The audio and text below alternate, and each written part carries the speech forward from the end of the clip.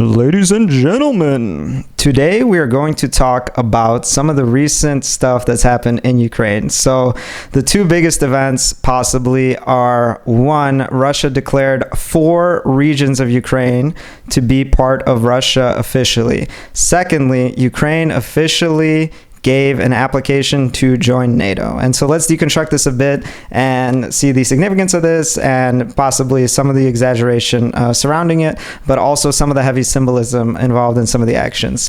And so first of all, let's talk about the referendum, because before Russia annexed these territories, obviously there's a lot of propaganda. They've had their military occupying these areas, and they've been planning a big celebration for when they will take over. Initially it was Luhansk and Donetsk, but since they don't really know what they're doing, they keep changing the plan anyways. And so the recent big event that happened was Ukraine had a huge counterattack where they effectively chased the Russians out almost entirely of the Kharkiv Oblast. And so this is where it gets really interesting, is that previously the Russians have used these kind of tactics as a display of power, display of strength, that they can do whatever they want, that basically no one can stop them. They can harass these poor countries next to them that are much smaller, that don't have the same military capacity, and they can get away with it with limited to no repercussions from the world. And in this case, it's very different. Obviously, there's a lot of sanctions on Russia. They're more and more isolated each time. But the most interesting thing is they don't even control these territories. So not a single one of the regions that the Russians declared to be formally theirs, they have full control over. A couple of them are pretty close, like Luhansk. They have almost full control, but they previously had full control of that one, and they lost some territory on the outskirts. And so Russia, for the first time, is doing this exact same pattern that we've all seen and heard, but they're doing it from a position of weakness. And it actually makes them look pretty pathetic because, well, previously they actually went through a lot of effort to falsify these referendum to actually make it look legitimate. And for us that are attentive to detail and have some basic knowledge of the situation, it's extremely obvious that the whole thing's a farce.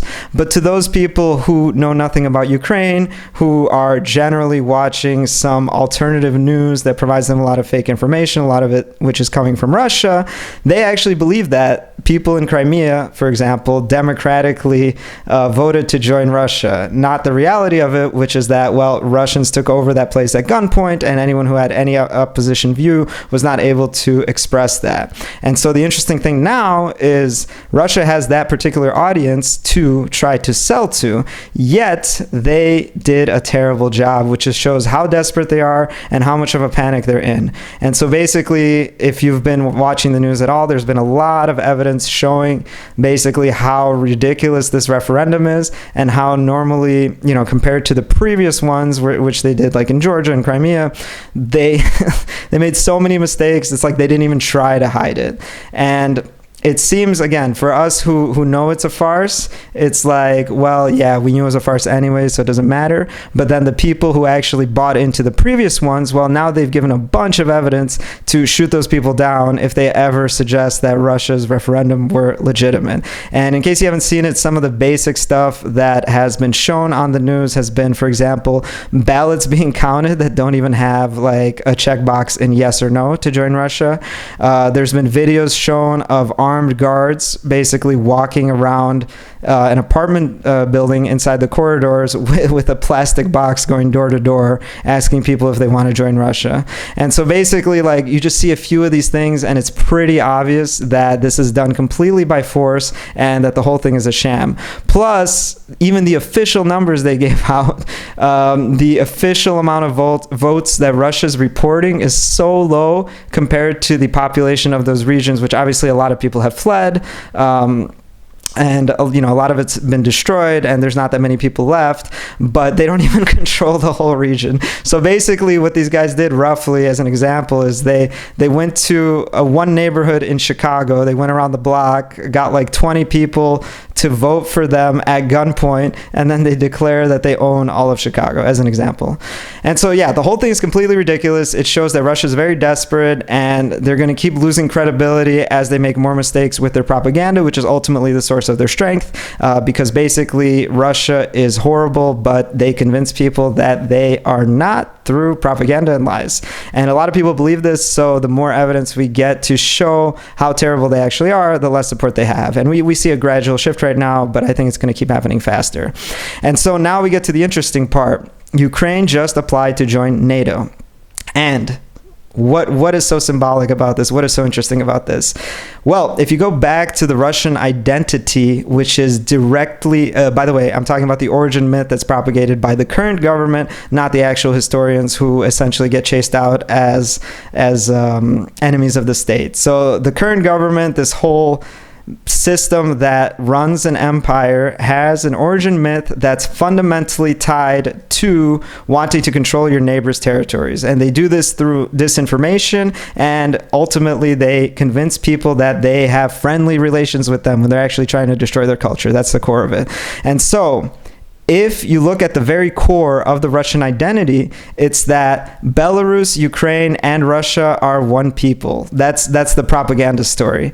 And so if you look at that as like the requirement for having an empire, which this is what they came up with themselves, but ultimately you see that, well, if they lose Ukraine or Belarus, then this empire cannot exist.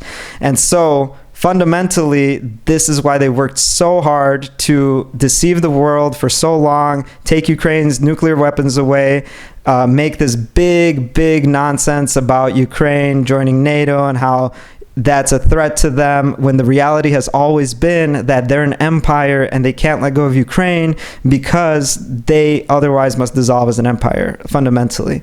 And so now we have this moment where, after literally decades of Russians like lying and so much effort going into this, and you got to keep in mind, like, this country is not developed, their economy is complete crap, and basically all their effort has gone into this exact thing to maintain the empire. Well, now we see the one thing they were fighting so hard against for so many years, and have even convinced many people in the West that it was a legitimate concern, but Ukraine has formally decided that they will apply to join NATO. And so if you think about just the symbolism, it's crazy. So the Russians basically, they know the war is going terribly. Part of this is propaganda to put on a show, but part of it is also maybe to drag down the morale of Ukrainians with this annexation, to show like, look, well, we're not doing as well as we hoped, but we could still do whatever we want, grab your territory. And then they put on a big show and have a big party. And in a way, it was meant to be some kind of achievement for them. Like, they've been planning this for a while. And so Ukraine, instead of, being sad about it and being like, come on, Russia, don't do this, like, Ukraine is just like, F you guys, like, we are signing this application for NATO. And at the same time, if you've been watching the news, the president of Ukraine has said that Ukraine is no longer ready for discussions with Russia, negotiations with the current president. And so all this stuff kind of happened at the same time. And basically, Ukraine spoiled this party for them completely because, number one, they don't control that territory. Number two, Ukraine joining NATO is like the freaking nail in the coffin for this imperialistic identity of the empire. And now they can't even celebrate what they thought was a win, because at the same time, just imagine Putin at this party, and then in the back of his head, he knows Ukraine just applied for NATO. Like, he knows he's screwed. And so anyways, I think in general, the situation is very good. Like, I don't expect that Ukraine is going to join NATO anytime soon.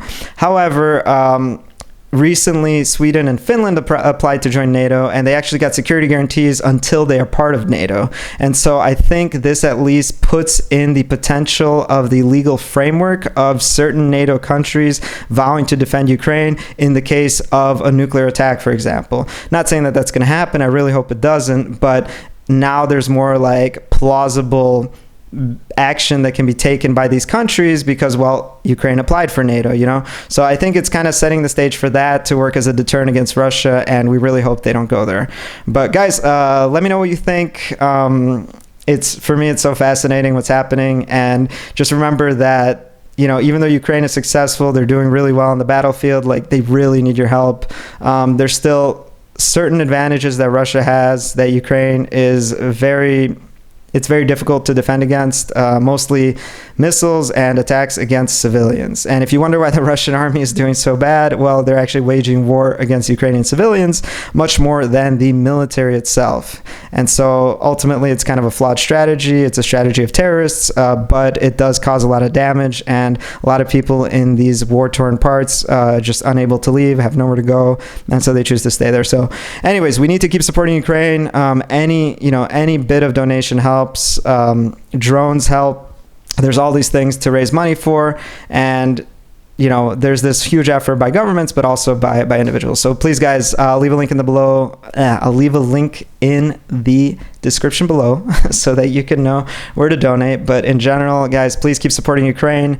We've come a long way, but this thing is not over yet, and we need to keep supporting Ukraine until the end to finally end this terror that's threatening basically the lifestyle of everyone in Europe. And it would be a terrible place to live if Russia is actually even slightly successful in this war. All right, take care, guys.